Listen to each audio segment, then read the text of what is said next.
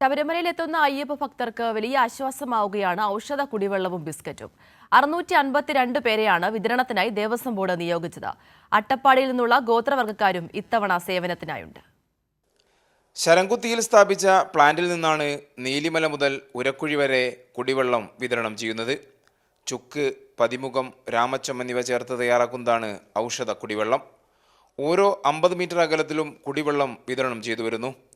ജലജന്യ രോഗങ്ങളെ ഭയപ്പെടാതെ തീർത്ഥാടനം പൂർത്തിയാക്കാനാകുമെന്നതാണ് കുടിവെള്ള വിതരണത്തിൻ്റെ പ്രധാന നേട്ടം. പ്ലാസ്റ്റിക് കുപ്പികൾ മൂലമുണ്ടാകുന്ന മാലിന്യം പൂർണ്ണമായി ഇല്ലാതാക്കാനും ഇതുവഴി സാധിച്ചു. തിരക്ക് വർദ്ധിച്ചതോടെ മണിക്കൂറുകൾ ക്യൂ നിൽക്കുന്ന തീർത്ഥാടകർക്ക് കുടിവെള്ളവും ബിസ്ക്കറ്റും ലഭിക്കുന്നത് വലിയ ആശ്വാസം പകരുന്നു.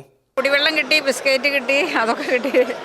വെള്ളം ബിസ്ക്കറ്റൊക്കെ നമുക്ക് പെരുത്ത് കൊടുന്നു തരുന്നുണ്ടല്ലോ, അതൊക്കെ നല്ലൊരു കാര്യമാണ്. നല്ലാകുது. தண்ணிலாம் பசங்களுக்கு வசதிலாம் நல்லாகுது.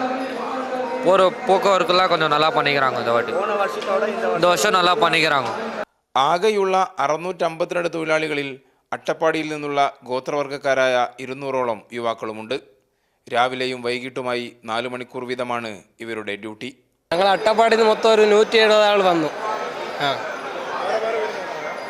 അട്ടപ്പാടി അട്ടപ്പാടി ഒരു താലൂക്ക, അതിൽ നിന്ന് മാത്രം ഒരു 3 പഞ്ചായത്തിൽ ഒരു 170 പേര് വന്നു. ചുക്കുവെള്ളത്തിൽ മാത്രം ഡ്യൂട്ടിയിൽ രാവിലെ 4 മണിക്കൂർ, വൈകിട്ട് 4 മണിക്കൂർ, മൊത്തം 8 മണിക്കൂറാണ് ഡ്യൂട്ടി. 1,67,00,000 ബിസ്ക്കറ്റാണ് മണ്ഡലകാലത്ത് മാത്രം വിതരണം ചെയ്തത്. കൈരളി ന്യൂസ്, സന്നിധാനം.